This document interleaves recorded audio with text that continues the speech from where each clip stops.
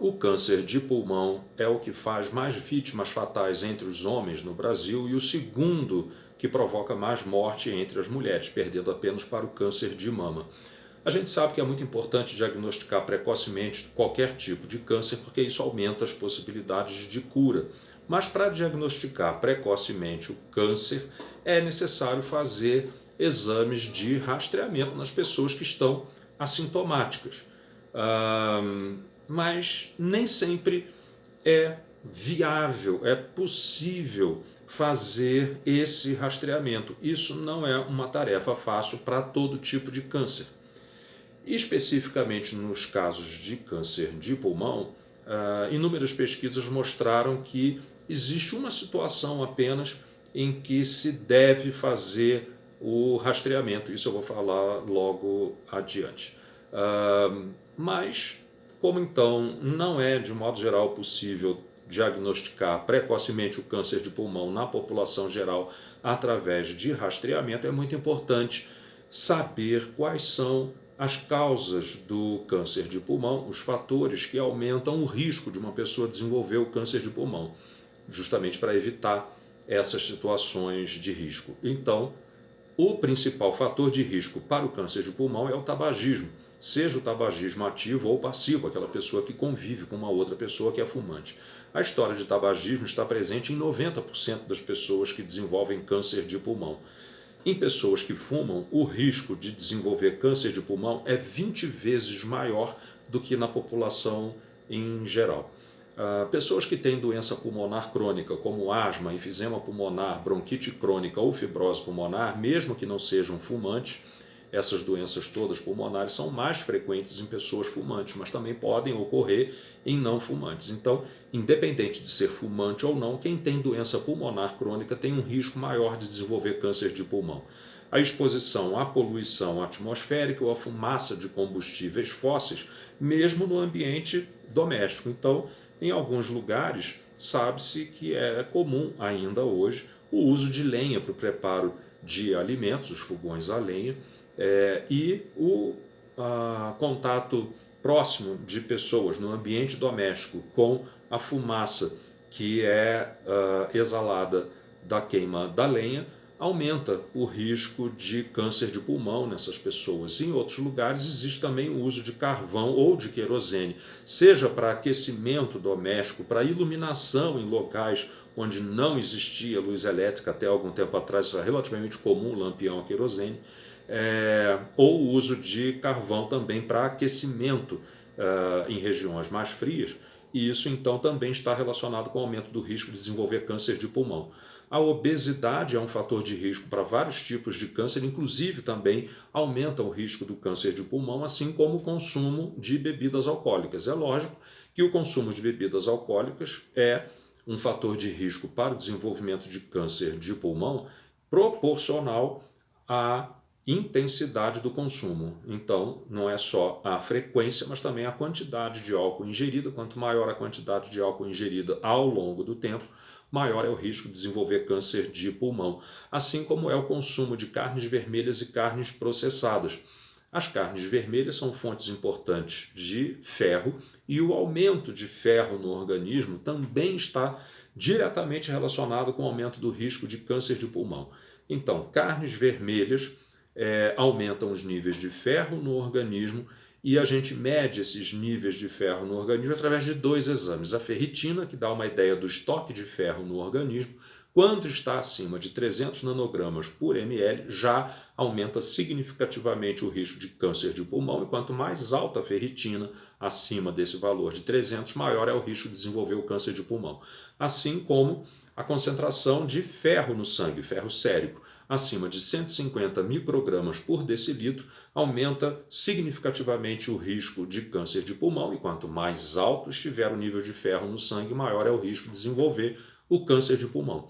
As carnes processadas não são apenas fontes de ferro, mas através de uma série de produtos que a indústria utiliza no preparo dessas carnes, existe então a formação de substâncias cancerígenas, ou na própria carne, ou em contato da carne com o nosso organismo. Os nitritos, por exemplo, que são usados como conservantes de carnes industrializadas, ao entrar em contato com o ácido do nosso estômago, geram substâncias altamente cancerígenas que circulam por todo o corpo e isso aumenta o risco de desenvolver vários tipos de câncer, inclusive câncer de pulmão.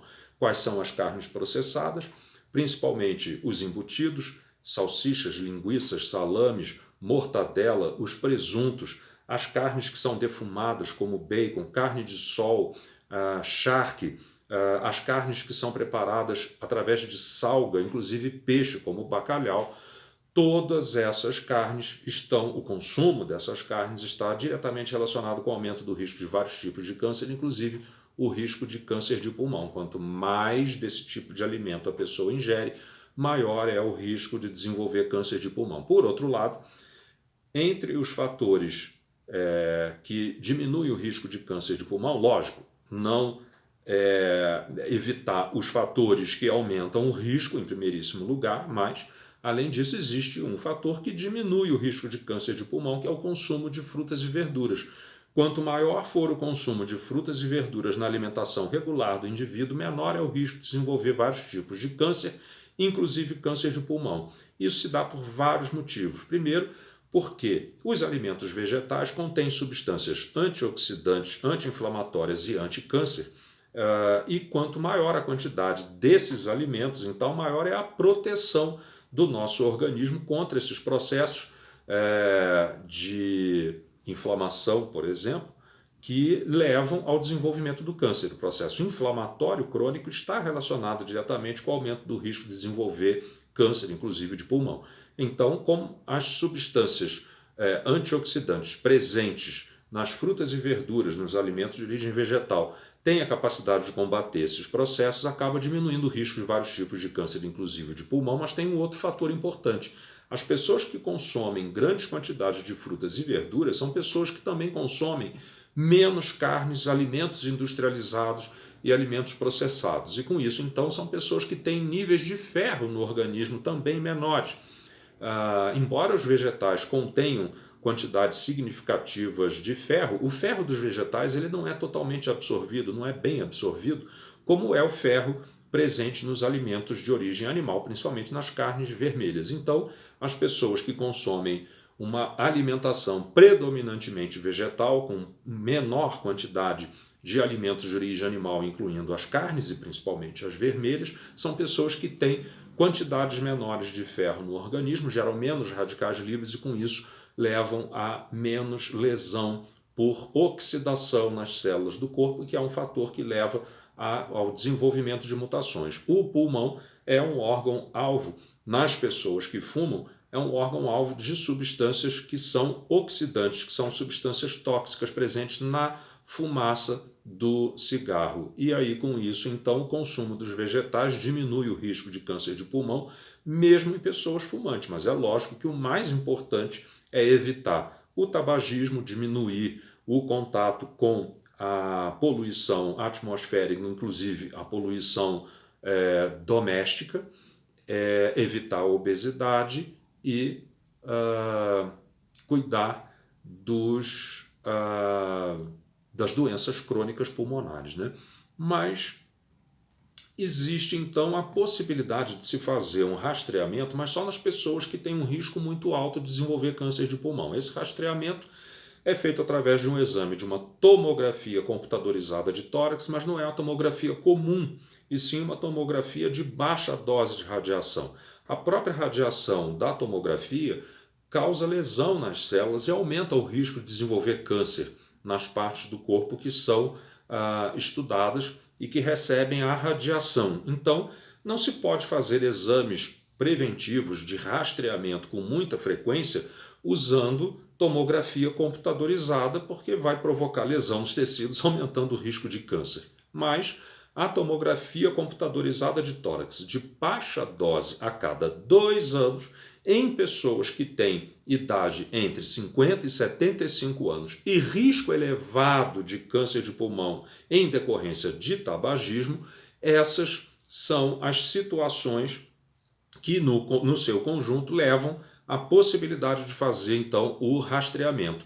Mas qual é o parâmetro que se tem para determinar se o sujeito tabagista tem um risco elevado de desenvolver câncer de pulmão. Isso depende da quantidade de cigarros fumados por dia ao longo dos anos. Para se fazer a conta, é necessário dividir o número de cigarros fumados por dia, em média, dividir por 20 para achar o número de maços fumados por dia, multiplicar pelo número de anos de tabagismo. Se esse número for superior a 30, esse é um indivíduo com risco elevado de câncer de pulmão em decorrência do tabagismo, que é o principal fator de risco para o desenvolvimento do câncer de pulmão.